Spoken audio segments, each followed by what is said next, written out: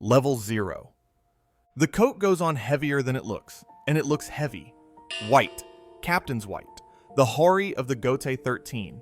The 13 squads of soul reapers who guard the line between the living and the dead. You guide souls to the afterlife, and cut down the ones that rot on the way there. The hollowed out monsters called hollows. You look 19. You are several centuries past 19. Today, they made you a captain. Squad 5. The coat smells of incense, and faintly of the man who wore it before you, who is not coming back to want it. This afternoon, they assign you a lieutenant, the most promising soul in a generation, they say. You're lucky, they say. Remember that they said that. Level 1. Captain of Squad 5. He bows before you've finished turning around. His name is Sosuke Aizen, and he is the best lieutenant you have ever seen. Paperwork done before you ask for it. Reports early. He pours your tea at the right temperature before you've realized you want tea. It should unsettle you. It never does. In every meeting, he stands at your shoulder, one half step back, exactly where a second in command belongs. For decades, you would trust him with your life. Most days you basically do. Then the disappearances start. Out in Rukongai, the outer districts where dead souls live before any of them ever become soul reapers, the poor rings nobody important visits. People are vanishing. No bodies. No hollow tracks. No spirit residue. None of the things the textbooks promise a hollow leaves behind. Just gone. The Soul Society sends captains to look into it. You go. Aizen offers to come along. You tell him to stay and hold the squad. You'll think about that a lot later. You telling him to stay behind. For the next 100 years. Because the most dangerous man in any room is the one who hands you your reports on time and means it. So who is taking people apart and leaving nothing? And why does the trail go cold the moment you get close? Level 2. The hollowification. You feel it before you see it. The other captains are already on the ground. 8 of you, sent to the same quiet district on the same quiet night. That should have been the first warning all on its own. 8 captains and lieutenants don't get dispatched to one field by accident. Then the air goes wrong, the pressure dropping like a held breath, and something reaches up through your own soul from underneath, where nothing is supposed to be standing. This is hollowification. Nobody's named it yet, because nobody has survived it. A hollow, the exact monster you've spent centuries killing, forced to grow inside a soul reaper, fused to the living soul, climbing out behind the eyes. You feel your own face trying to become a mask. You have killed 100 of these things, and never once asked one how it felt. You're finding out. Then a man you barely know throws everything he has between you and the thing under your soul. Kisuke Urahara, the genius the society keeps at arm's length, stops the process halfway. Halfway, not back. Paused. Mask on top. You underneath. Forever. You are still breathing.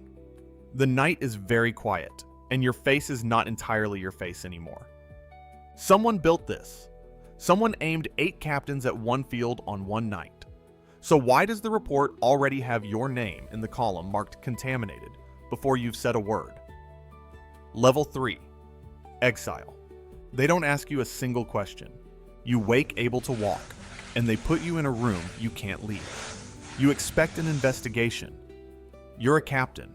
Centuries of clean service. You expect someone to say, "We'll get to the bottom of this." Instead, Central 46, the court of dead elders who rule the Soul Society, reads a verdict. The 8 of you are declared hollows, not victims of hollowification. Hollows, the monster, not the people it was done to. Sentence, exile, or execution if you resist. They don't investigate who did this. A monster is so much easier to file than a crime. Somewhere in that room, on the order that ends 8 lifetimes of service, someone reaches for a stamp. And the man who arranged all of it who aimed the captains, ran the experiment, wrote the report that damns you, is standing in a clean uniform half a step back from his next captain, pouring the tea. Aizen framed Urahara for the whole thing. The one man who saved your life is a fugitive now too, for saving it. You finally understand the lieutenant who was always early. He was never standing behind you out of respect. He was standing there to measure. You walked in expecting to be cleared by morning. There is no morning coming. Yoruichi Shihoin, a noble, a fighter the captains fear, smuggles your bodies into the world of the living before the execution order is signed. You wake in a warehouse in a town called Karakura, wearing a mask you can't take off for an hour, exiled from the only home a dead person gets.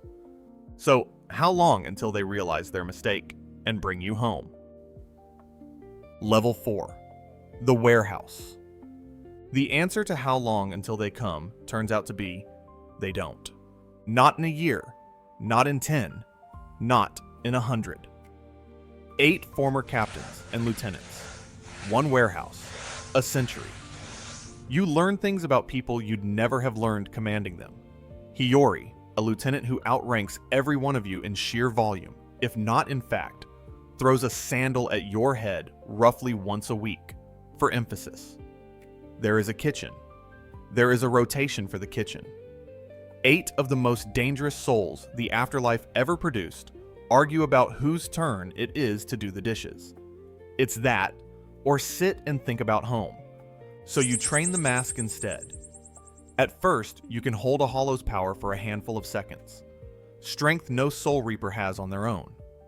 And then it eats you, and you stop. So you practice. For 100 years, you stretch seconds into a minute into a whole fight. That's the secret nobody tells you about power like this. It is not given to you. It is only the seconds you survived, added up. And here's the part that should keep you up at night. You live 2 blocks from the Urahara shop, 2 blocks from a man with a direct line into the Soul Society. In 100 years, nobody comes to check on you. Not Central 46, not your old squad, not even Yoruichi once she goes home. You aren't dead. The dead get a place here. You aren't hollows. They'd have hunted you. You're the third thing, though the society will never say the word. You're deniable. A captain who turns into a monster is a scandal someone has to answer for. A monster that was never really a captain is just paperwork that closes itself. So, what happens on the day the Soul Society, the one that filed you under, does not exist, actually needs the thing it threw away? Level 5. The Winter War. 100 years later, a voice you know better than your own says your enemy's plan out loud. Aizen. He never stopped climbing. Now he's coming for everything. And the door he's picked to kick down is Karakura. Your town. The place they dumped you because it didn't matter is the exact ground the entire war turns on. Here's the choice, and it's yours to make where everyone can see you make it. You can let the Soul Society, the court that called you a monster, the home that never once wrote back, burn under the man who did this to all of you. Or you put the mask on. You put the mask on. You walk onto a battlefield to save people who'd still rather you didn't exist, against the lieutenant who used your trust as a ladder. You fight beside captains who, 100 years ago, signed the paper that exiled you. One of them nods at you like it's an ordinary Tuesday. You nod back. A century, and that's the entire apology. And you take it because the alternative is dying without one. You win. You hold the line on the day the Soul Society very nearly burns to the ground. And in the quiet afterward, you finally see what you've become. Not the captain who'd be cleared by morning. Not the monster they filed and forgot, but the one thing they could always count on, and never once had to admit, was there. The weapon they keep in the drawer marked does not exist. They made you, then refused to take you back. And you came anyway when they called, because deniable was never the same as gone. And you were never the one who forgot the way home. They thank you. They mean it this time. The pardon does not come that night. Level 6. Finale. It comes later. Years later, the Soul Society reinstates you. Captain of Squad 5 again. Your old rank, your old coat, handed back like it had been waiting on a hook the whole time. It changes nothing. You fold the haori the way you folded it the first morning. White cloth, the cuffs still scorched black where the mask once burned through it. You set the captain's badge in a desk drawer, and you lay the mask down beside it. Reissued and meaningless, the both of them, because the place that gave the badge back is the same place that let you rot 2 blocks away for 100 years and called it filing. This is what the life actually is, being made by a home, unmade by that same home, and handed the keys back long after you stopped being able to live inside it. You know the shape of it, even from your own much smaller life. The apology that arrives years too late to fix the thing it's apologizing for. The door that finally opens after you've already taught yourself to live in the cold outside it. If you'd live a season inside a world like this one, or you just want to know which rank breaks a person fastest, subscribe and pick the next life. You slide the drawer shut. Inside, in the dark, a captain's badge and a Hollow's mask lie side by side, and neither one of them was ever a way home.